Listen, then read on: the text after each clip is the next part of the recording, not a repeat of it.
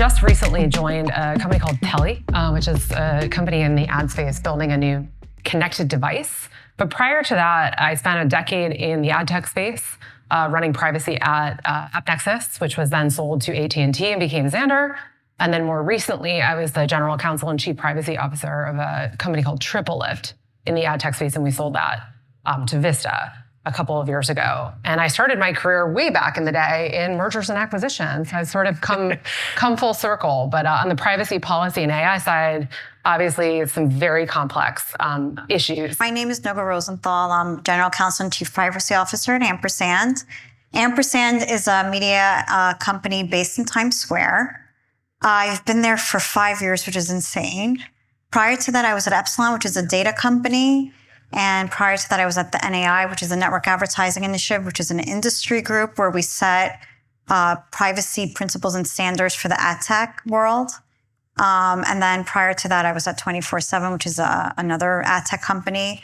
So basically, I've been in the ad tech world for close to 16 years. And prior to that, I was a corporate attorney. Did not like it, but definitely enjoy privacy a lot more. So we get to talk about fun topics like AI use policies. I'm really excited for this conversation because I've talked to a lot of GCs, legal leaders, folks who are focused on rolling out AI policies. And the template is not the hard part, I think. The real challenge is deciding what are the risks, what are the use cases, what goes into the policy, and then ultimately process around rollout. So we're going to cover all of that in about the next 45, 50 minutes or so for all of you.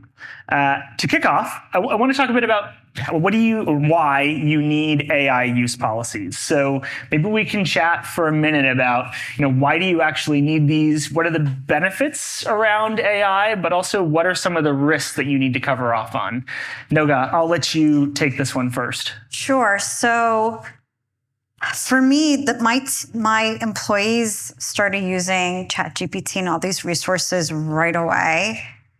Which I think actually is a good thing, to stay competitive. We should be using these resources, but they were putting in data that honestly was kind of horrifying. Where I was just like literally things that this is like what you shouldn't be doing was what was happening to us. So I was caught a little flat-footed, which is unfortunate. So I would say if you don't have a policy, put one in. So things like HR data are confidential information of our customers, that's where we were racing to catch up with our employees and what they were doing. Julia, risks and benefits and how you balance the two? Yeah. So similar issues to Noga that I saw. And I think the one thing I would add is I also have my own advisory firm on the side. So I've also worked with companies that are building AI-driven products. So competitors to GitHub Copilot, and the like. So I have looked at it and thought about it from the other side of, okay, these are the companies that are building products for, just everyday Joe to download and use in their dev environment or, as an engineer. And so they're really thinking about how can we take a step back and understand what data is even going to be input into our systems and how do we set policies around that, but also how do we set technical controls around it so that we don't end up foot faulting and ingesting and using a bunch of data, that a company like mine or Noga's may have inadvertently input into one of these products and have to kind of roll it back or end up in a messy spot. Because I think most of the companies out there that are building these products have no interest in intaking data that they shouldn't be intaking. I'm not speaking for everyone, but I think most folks who are trying to build the right products. And so they're hoping, and I think they need to maybe spend some more time educating companies that are using it on frankly how to get ahead of some of these issues, right? Yeah, I was also surprised, talking to friends, employees, they have no idea that the majority of these public tools state in their policy that a human being can review anything you put in there. So literally everybody was surprised, except for those of us in the legal and privacy field where we're like, yeah. You read the fine print. Right. Well, also that's how it works, right? Not the enterprise versions, by the way. Yeah, right? not talking about enterprise. Yeah. Free versions. Let's talk a little bit about developing the policy. The first question here really is like, what's the scope? Because there's a big difference between writing an internal policy geared towards business teams, geared towards your product team, as opposed to an external policy. Julia, how did you think about scope in terms of an AI use policy? It's very similar if there's folks in the room who have worked on compliance or who have worked on privacy or more complex data use policies, put aside AI. There's, to your point, you need to figure out scope. What is it covering? Is it just HR data? Is it your product data? Is it your intellectual property? Then you need to think about how is this going to impact various teams? Who are those teams? Who are your stakeholders?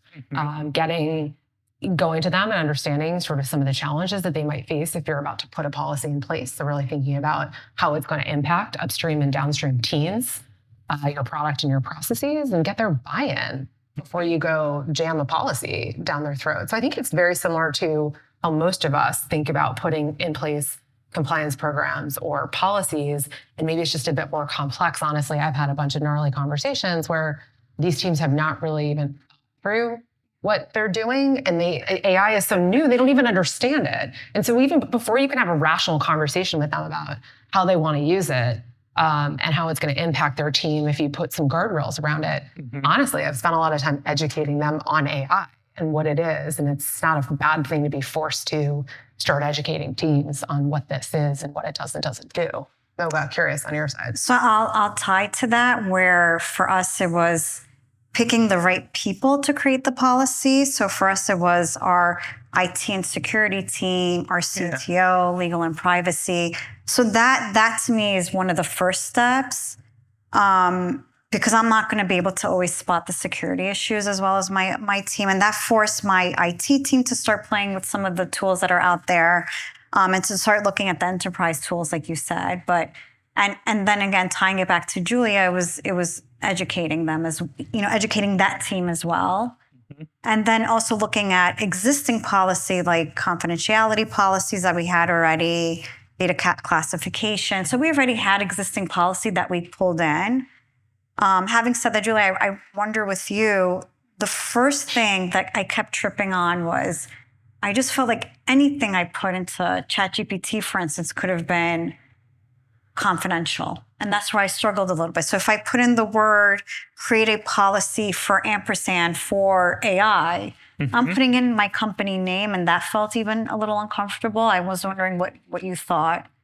Yeah, so actually one maybe important piece that neither of us brought up is should there be a policy around what tools folks can even use? Because a lot of these AI tools out there do have, to your point, enterprise versions versus more open versions. And if you're willing to spend the money or invest in it, you can use an enterprise version that very specifically maybe doesn't commingle your data or has very strict retention or output requirements around it so that your data is not being used that way. Then I think the other thing is the confidentiality side. And is there another tool internally that you can maybe run some more sensitive type data through, so that it doesn't end up being input into like broader subset of tools? But it's a challenge. So for us, when we started this whole thing and we started with working with you, there was really no enterprise tools out there, really. There were a couple, but that was our main struggle. So our first step was actually, what's the use? And then it was, what's the tool? And I think now that may change a little bit to what's the tool and then what's the use. Yep. Because again, when it was a public tool like ChatGPT, even if I had a business account, there was still this risk of my intellectual property, trade secrets getting disclosed, HR data getting disclosed, or not even disclosed, like again, that human review, that use, even if I opt out, I don't know how much we were really protected. Should be said, Noga was a contributor to the playbook that you all have in your folders around developing these sorts of policies. So if you have criticisms, not to me. I wanted to double click. You mentioned bringing together security, IT, potentially other stakeholders. What does that process look like for convening stakeholders and running a process? Is this a working group that meets every week? Is it a Slack channel? Do you draft a policy and then bring it to them for approval? Like, what does stakeholder engagement look like for each of you? Noga, since you sort of brought it up, maybe you go first, and then Julia, I'm really curious for your thoughts here. Sure. So I'm at a smaller company. We're only 600 people. So we had a compliance board made up already of IT, security, legal, and privacy. So for us, it was pretty straightforward. I just leaned into that group. And then I drafted the policy with my team, and they helped me out, and we thought it through, and we presented it to them. So for us, again, it was relatively easy. Mm-hmm. I have two buckets. I laugh as you say, I'm in a small company because it's 600. So I'm at a seed stage company where we have 33 employees, and we're just building the entire plane and we're in beta, everything is sort of moving, and I'm building out everything from scratch. So I've just been in there trying to figure out how they operate. 3 months in, I've sort of been able to figure out, it's based on team. It depends on who likes to use Slack versus who likes to have a meeting versus who wants to do stuff over email and in a committee and whatnot. But then other advisory clients that I have, including my old company, were very asynchronous. They don't like to convene meetings, and they don't really want to have to sit down and chat. They'd rather just kind of have a document and be able to comment from there and try to get the meat of everything done asynchronously, and then maybe come to the table. So it truly depends on the size of the company, how they operate, communication preferences, honestly, how sensitive it is. Right? Some companies have more sensitivity to putting this stuff down. I'm not advocating, to put a crazy amount of stuff down in writing, but folks that maybe don't see it as much risk are gonna do it more asynchronous. Yeah, to that point, I know my team's really busy and we run leanly, so I don't even know if they've read some of the things I've said. So I do provide a high level overview. And I know one of your later questions is training, like how do you get this out to the company? So we've had town halls, we've done trainings, but I think you have to be prepared for a lot of the employees. I hate to say it, not reading the policies. As you're drafting, I'm also curious about the role that values and ethics play in the drafting process. And I think I mean that maybe in two ways. And I think you may have perspectives on both of these. One being as a legal team or as a compliance org, there may be values that you turn to time and time again. Another may be the values of the company that you work for, your corporate values. Curious for maybe Julia and then Noga to talk about the role that values and ethics played in developing a policy or, getting buy-in for the development process. Mm-hmm. And I've seen a couple different flavors of this, just working with a few different companies. So, folks who really value being an enterprise and moving fast and using new tools and technology and understanding that, nothing's perfect and they need to move fast and sort of test this stuff out. I think they've got a much healthier risk tolerance than some of the bigger companies who justifiably just cannot. They have more sensitive data, or they have very sensitive customer data or financial data who are more careful about it. And that drives how they think about not only these policies, but the actual tools they use. I think those are the two real buckets. And then from an ethics perspective, there are some companies that are just, they really understand these issues because they're in a space where they've already been thinking about fairness and bias in either their tool, their technology. I think about the ad space all the time, like all the various platforms that we've worked with versus a company that maybe hasn't seen those issues before. And so certain companies are just more sensitive to it, and they're already well-tuned and aware to it, and they already have a policy in place and kind of a well-established toolkit. And then others, you're kind of trying to actually educate them because they've never had to think about these things before. So those are the two flavors I've seen as well. So we, in our AI policy, the internal one, we do point to our company values. Yeah. Having said that, I'm going to go philosophical here for a second. I think where I get stuck sometimes is, as a privacy person, I'm trying to put, it's a data ethics, that's part of our job. But then the question is when you talk about ethics, whose ethics are you talking about? And that's not always an easy, it sounds easy, but it's not. So I'll give you a quick example. Is it okay to target an ad to people who may be interested in guns? Is that okay? And I was at a company where our headquarters were in Texas, and you go there, there's t-shirts that say, "I don't call 911" with a big gun on the t-shirt. And then I'm liberal New York. So it's not okay to me, but whose ethics am I looking at? So sometimes it's not as easy as you think, but of course there shouldn't be bias. You should be truthful. So as you're using AI, you just want to make sure that you look at what the output is and make sure that you're not doing anything harmful. Are there any, I know both of you follow the policy landscape very closely. Are there any legal frameworks that you're turning to or thinking about? We heard a little bit about the EU AI Act earlier. The White House, I know, has a sort of code around AI. Noga's pulling out her notes, which is great here.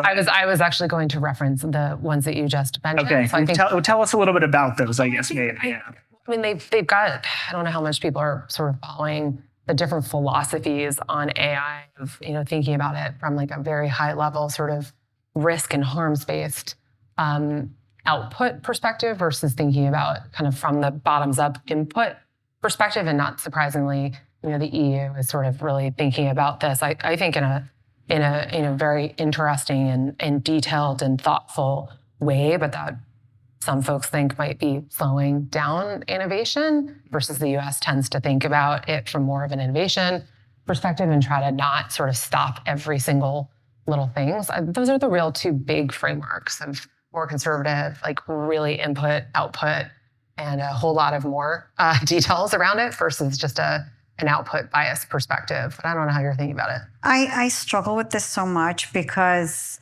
again, I'm looking at some of the existing laws out there where they're like, you can't use data for new use. Mm-hmm. And I feel like that's what AI is. Like, there's all this data that you want to use, that you want to collect, that you might have collected for one purpose, and now you want to use it for something else. And you're technically under a lot of these laws supposed to go out and get consent. Mm-hmm. And I don't even know if you could do that. And so I just feel, and you may disagree with me, I just feel like a lot of these frameworks are maybe not really workable when it comes to the reality of how things are really working. And so I struggle with that. I think I went to a company where before the product was already built, and I tried to put in privacy, and it was so difficult. And Ampersand, I was there from the beginning, and it was wonderful. I just put in rules from the beginning. So much easier. And if you're in that boat, it's wonderful. Jump in, get to know the product. It's great.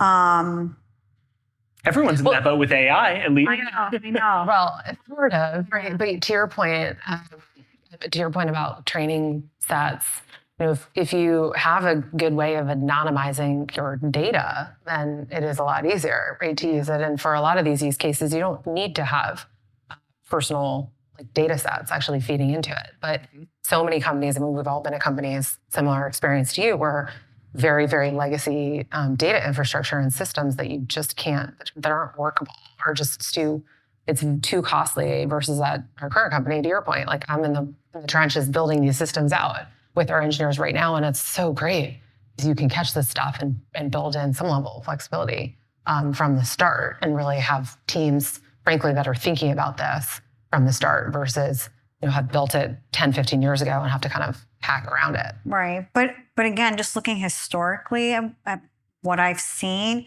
I mean, my engineers at one of my companies was like, we want to keep data for eternity. And I was like, oh, it's like, you can't, we can't just keep it forever.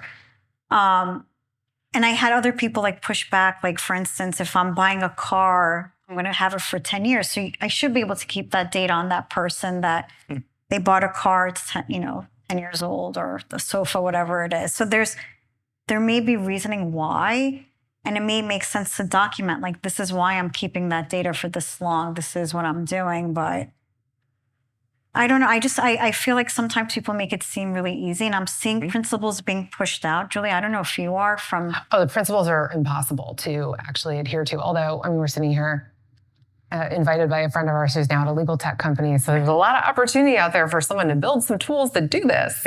But they don't really exist right now, right? And to your point on the AI Act, I'm not going to get in the weeds, and it has probably changed since the last time I looked at it. But there's so many different gates throughout that process of how you're supposed to look at the various inputs and document things and document outputs, that there's so much need for automated tools to do this, because otherwise I don't know how people are going to do it. You just need armies of folks. You can't even do it half the time.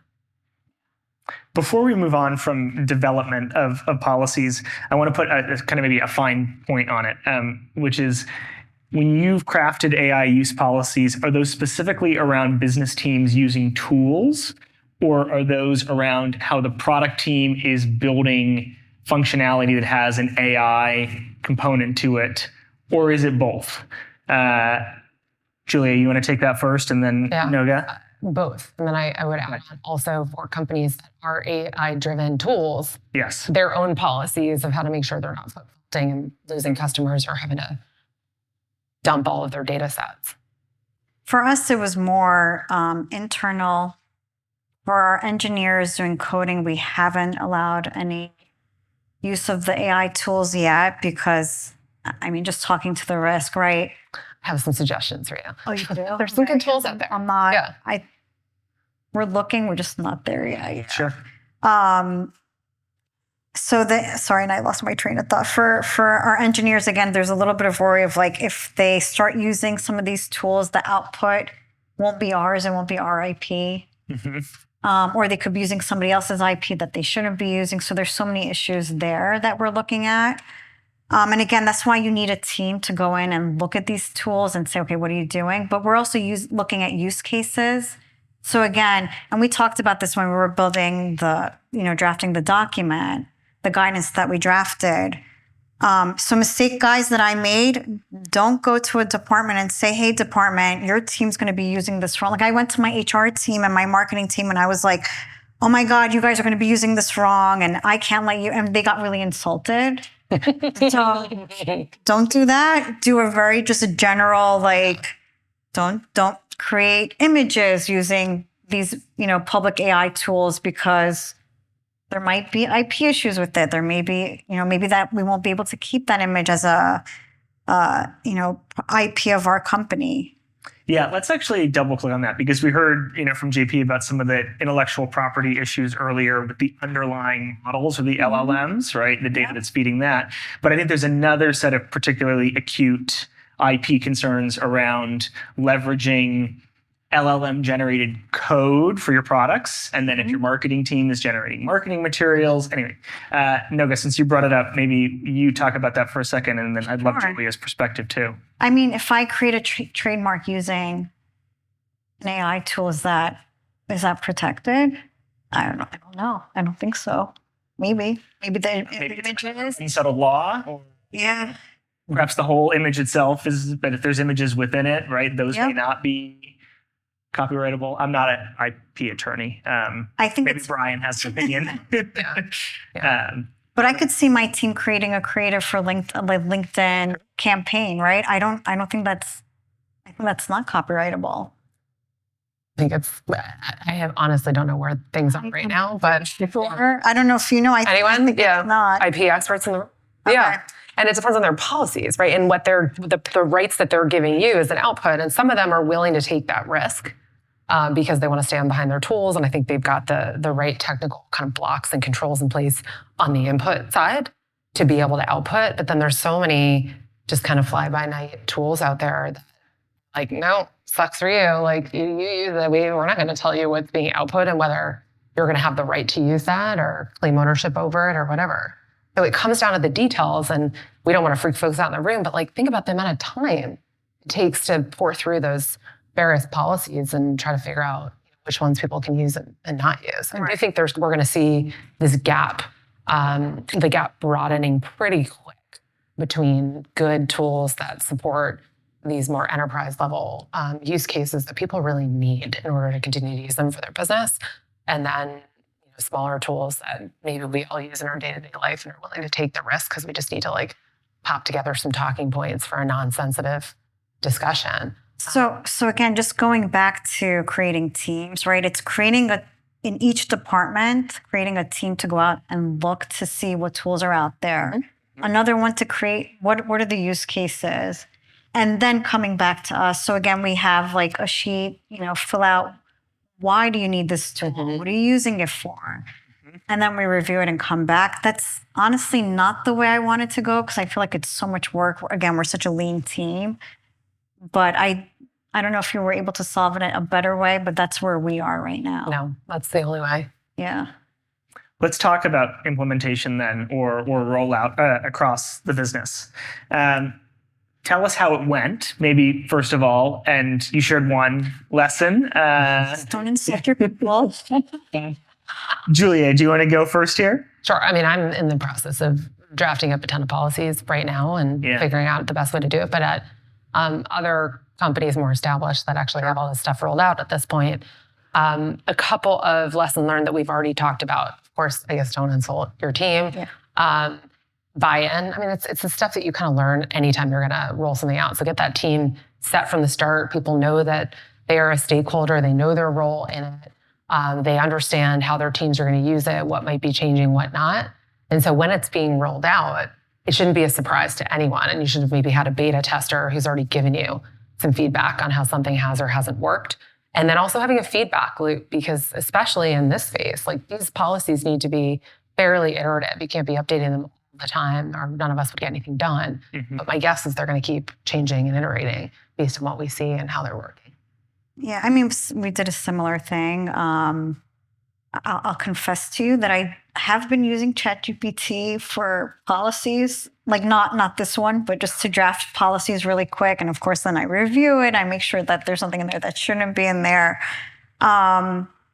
I've seen other companies' policies, and honestly, a lot of them I found very hard to follow. I don't know if you've seen the same thing. So making sure people understand it.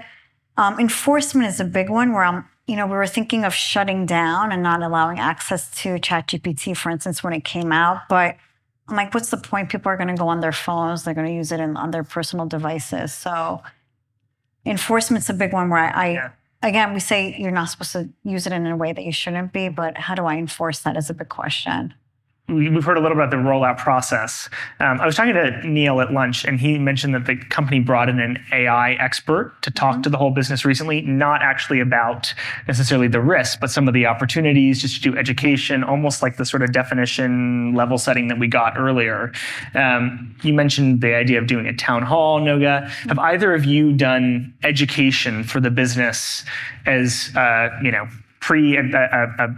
pre-process to rolling out a policy to make sure that folks are sort of all on the same page about what are we really talking about here?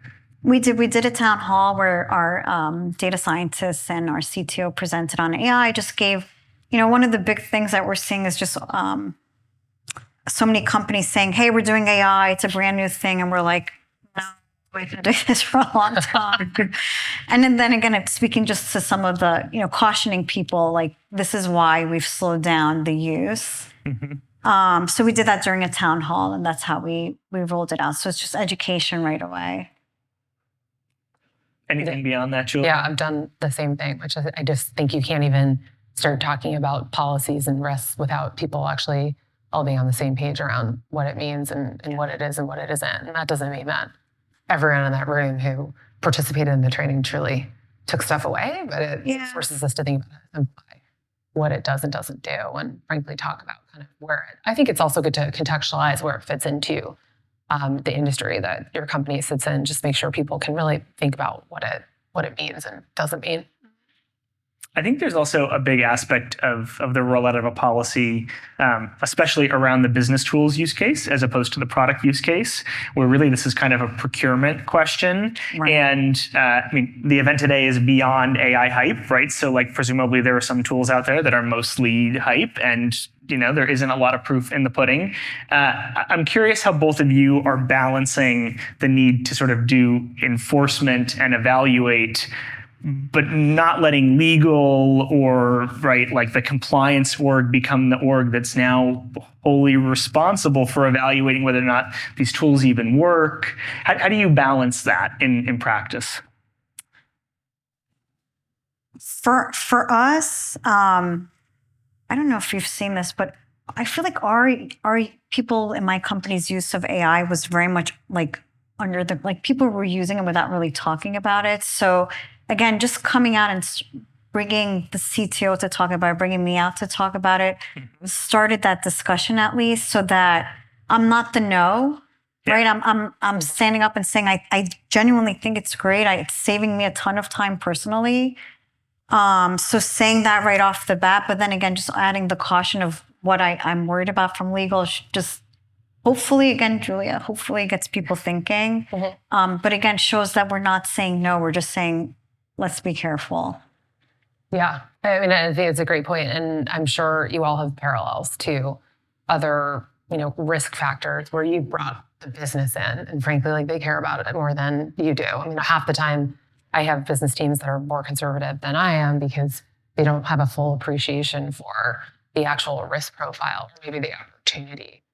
So if you can get them to be kind of front and center, you're not just the person who's saying no. Never raised the idea of enforcement. And I think this is pretty hard because it's almost a technology question in some circumstances. Is someone using a tool that they're not approved to use? But it goes to tone, right? It goes to the sort of tone of the rollout. How did you think about balancing a tone which is you're only allowed to use the tools that we have approved, or you're only allowed to roll out maybe in the product counseling context, only allowed to roll out the features that we have approved, while also trying to keep some of this optimism around the benefits alive. Julia, you want to take that one first? Across the organizations that I've met with, most people honestly follow the same tone that they use with a lot of other similar type policies, which is, more conservative banks. Like now, right, technical controls are in place and like you're going to get fired if you don't do what you're doing. And there's probably a good reason for that versus an early stage startup where they have a million problems to deal with. And this is just one of them. And you put a kind of best practices and best efforts policy in place, and people honestly generally are on their own, and you might not even have technical controls in place. Yeah, I think this goes across everything, just the way you said, that if I say no to this, if I'm the no in the company, then nobody's going to come to me. So we just have this open door policy. So when we started to slowly say to people like, hey, slow down, don't use ChatGPT, the public use of the public version of ChatGPT, people came back into my office right away and started saying, let's talk this through. But that's because we have an open door policy. Like people know we're reasonable, we listen, we hear feedback. Like I'm not the no department. I think that's just something all of us as attorneys have to do. I want to just message to the audience. I've got a couple more questions around messaging, like external messaging on policies, but start thinking of questions because we've got about 15 minutes or so left, and I want to make sure that we leave a lot of time for you to ask our amazing panelists things that you're curious about. I guess a first sort of bucket around external messaging is whether or not you want to craft an external version of your policy that's a statement to customers about what you are or are not doing around AI. How have both of you thought about that? Like commitments from your product team, basically. Noga, you want to take that one first? Yeah, again, we're not really using it yet for product, but where I'm in general just struggling, and I'm going to throw it back to you. Like, I don't... For let's say a chat bot, right? People are like, people want to know if it's a, virtual chat, like not a real person on the other side. And I don't know, I kind of don't care. I don't know if you do. I can tell usually. I know. There's so many calls for transparency. So if you make music through AI or if you make an image through AI, I don't know, maybe I don't care. I don't know if you do. So I question what the transparency's for, but I guess people do care. I don't know. I'm throwing it back to you. Do you care? Well, I think, in the context of like B2B, I think our customers do care, right? The third pillar that I was not actually in the audience because Julia and I were doing a podcast recording, but the third pillar is right security. And so you do actually really care about those disclosures. I can certainly imagine other contexts though, in which the concern because of the potential sort of harm to reputation, right? That the confidentiality, the actual maybe potential consumer harm is so minute that maybe the party on the other side, it doesn't matter so much. But I don't know, I might err on the side of transparency. I think a good example is one of the companies I helped think through their policies who actually have a product that's similar to GitHub. again, they really thought carefully about how to message that to their users and how to talk about their enterprise solution versus their more open solution and they had questions coming in from developers who really cared about this and wanted to be sure that their work wasn't going to be like spit out for someone else. And then, come to compare that to a B2B company, maybe that's like in the ad space where we've been doing machine learning off of really, really boring non-user related data for a very long time. And our customers understand that or should understand how we've been using that data. And then for, companies that aren't using it, like my current company, we're like trying to build a hardware right now. And so AI is like the furthest thing from most people's minds for the actual product. It's not something, to be honest, we're thinking of. We'll certainly have to get there over time. But my issue is, and again, I think this is where it's all our jobs to opine on these things. If in our fields, it's like, they're pushing transparency for everything. And I'm like, why? Like let's think it. And I'm not saying that in a mean way. I'm just saying like, for certain things, absolutely. For other things, when you make such a blanket statement, everything needs to be transparent. I'm like, why? Like, why do you care? Like, again, with music is a great one. Like, maybe I'm missing something, so I'm open to listening about it. You're right. Look, there was some really interesting podcast.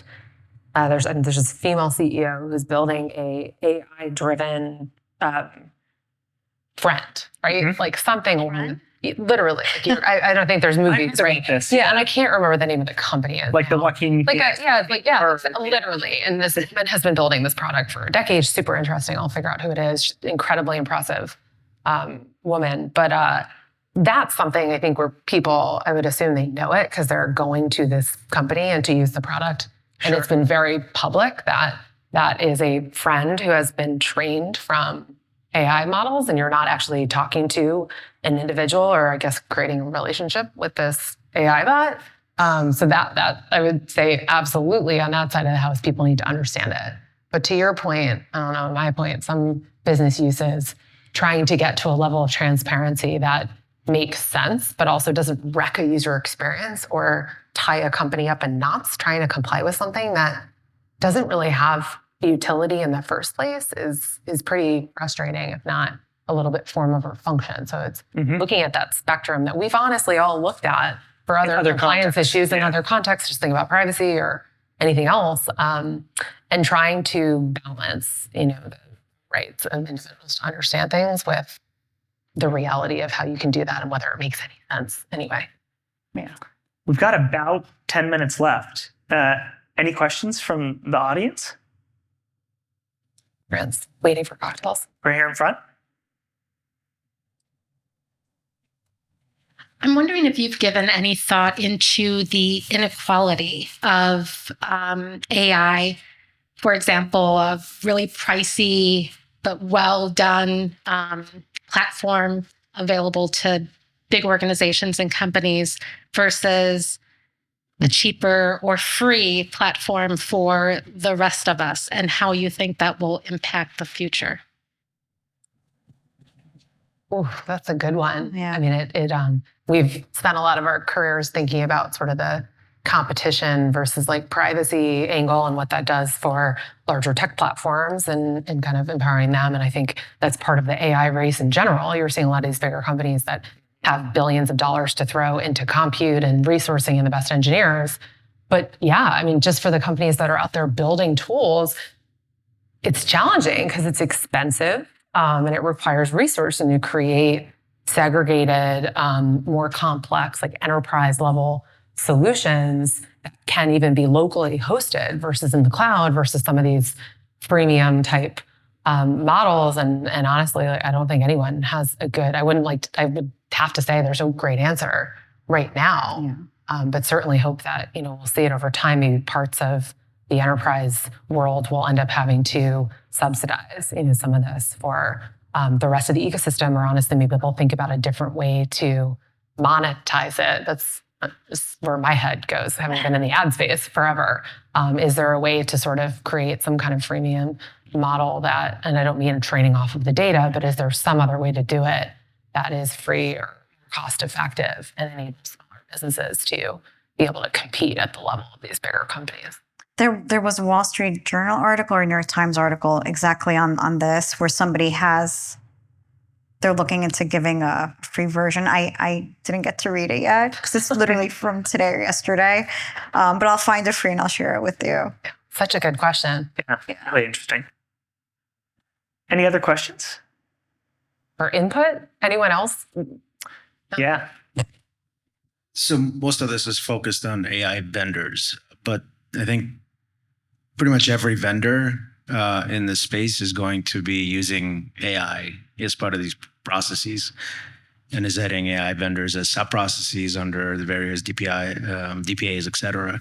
So how are you thinking about that space and how to address non-AI vendors that are going to start leveraging AI?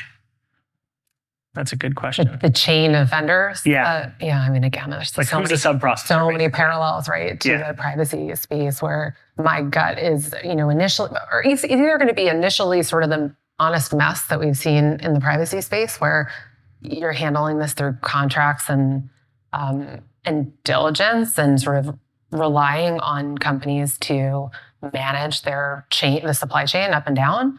And then but I do think there's so many good technical tools that have started to come out and automate some of this in the privacy space and other compliance spaces that are probably ripe to be at least modified and used in the AI space. Make this automated so that we're not spending all our time filling out questionnaires and negotiating contracts that we can't even technically implement. So you're seeing vendors already automate updating the... I don't think I've seen it, but I'm just thinking that it makes sense for the vendors that have come into play over the last couple of years in terms of automating technical controls around like data flows and actual access and automating automating disclosures and literally automating purpose level APIs for data use and jobs that are run on data, automating that through the supply chain. I have a fundamental belief that if people really understood what was going on, they would agree to kind of this automation because it would enable companies to control data use, jobs, sharing access, et cetera, at a technical level instead of relying on a whole bunch of lawyers to run around and negotiate contracts and due diligence up and down the chain that honestly is form over function if we could all admit that. But that's going to be a couple of years, if not a decent amount of time out. Yeah, I was you've heard me go off on this before in the ad space, but one question right there by the Hi. So I don't know if this is still true, but Italy banned the use of ChatGPT. So I believe they pulled it back. I think they negotiated with OpenAI. I was not in those conversations, but you're right. They negotiated with OpenAI. OpenAI made some changes to their disclosures and maybe some of the sort of like consent mechanisms, and then they were reapproved to operate in the market. Yeah. For personal data. That may take away my question then. I was thinking along the lines like if there are going to be countries that end up banning the use of ChatGPT, then this whole supply chain of vendors and doing the due diligence that would knock out vendors in certain regions probably. But I don't know if you've heard of anything along those lines happening or. I bet they can't even catch up. No, I mean, you think about our world and how long it's taken them to figure it out. They're like 10 years behind at this point. So I honestly, I think watching what happened with Italy and the uproar of the small tech community and companies that are trying to compete there, to the earlier question we got around competition, my guess is there's just going to be so much pressure on governments not to invalidate this technology because it will create such a hamstring for businesses in those countries. But in a good way, perhaps we will see regulators coming out of certain markets that are more adept at holding companies' feet to the fire to improve their practices. Perhaps we'll see that. I wouldn't be surprised if we keep saying that out of like European privacy regulators and maybe some US, like AGs and whatnot. I mean, it's going to create the same pressures that we saw with data-driven businesses, right? Where like the idea of having a minimum tax or something becomes important because all the profits are going to accrue to a smaller number of companies. The one interesting thing that your question raised for me, and I'm not our CTO, but the question around interoperability with models, right? That was something that I have had discussions with folks about and solicited their opinions on. And some businesses are doing that. They want to be able to sort of plug and play either for testing reasons to see what's more accurate or because they are concerned about, say, business continuity. They want to be able to plug and play between OpenAI and OpenAI's version on Azure and Bard and what have you, Anthropic. I have heard that, but that creates hurdles for teams and technical teams, so some folks just can't do it. You can corner Madhav at the happy hour, and maybe he has an opinion on that. But something that I think to your point, right, if this is now sort of like a linchpin, how do you make sure that it doesn't become a problem for the business if something goes wrong? I mean, I think it's like your comment about the idea that regulators are behind and there's an uproar in the tech community wanting to use it. I think about it in general of how regulation was behind in social media and like what happened there. So what is going to happen with AI and the regulatory landscape of that? I mean, since we saw how social media kind of went in all different directions, I'm curious to know if I don't know anyone in the regulation industry here in this department, but I'm curious to know if they're going to try to make efforts to tighten that up sooner rather than later. It also does seem like maybe this is form of function because none of us are like representing these companies behind the scenes, but at least the bigger companies that are working on AI are actually some of these companies that created some of the challenges in the social media space and in the privacy space and everywhere else, or the companies that are upstarts some of them have these companies as big investors thinking of OpenAI. But they've kind of learned from some of those mistakes, and they're at least publicly stating that they are trying to drive standards and trying to make sure that they're starting out at the right spot because they've learned from these mistakes. We'll see if that happens. But you don't have no offense to anyone in the room for like Facebook or Meta or whatever, but like you don't have many of those companies sort of driving a lot of the investment in this space. It really is the bigger companies, for better or worse, and I think they know better on many things.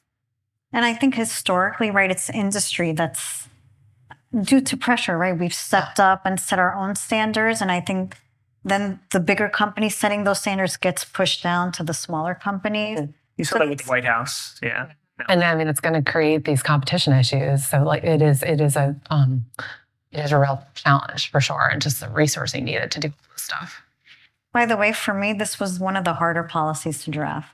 Yeah? Yeah, I really struggled with it because I didn't know, again, when there were no enterprise solutions, I did say like, okay, you can't use it for anything. And I don't think that was the right way to go, but it was just really hard to figure out what is confidential information that my teammates could understand, like, hey, don't put this into ChatGPT. I just want to give a shout to Noga because she has, over your almost 2-decade career, the number of standards that you have worked on and started are pretty bananas. Like I inherited a bunch of the standards that you had done and worked with you on some of them. So I hope people appreciate that. It's always very giving of your time and knowledge. As with your playbook. Maybe show of hands. How many of you have an AI use policy already? Well, that's pretty good. How many people are going to go out and draft one after this conversation? All right. Julia, Noga, thank you so much. Thank you. I really appreciate you being here with us.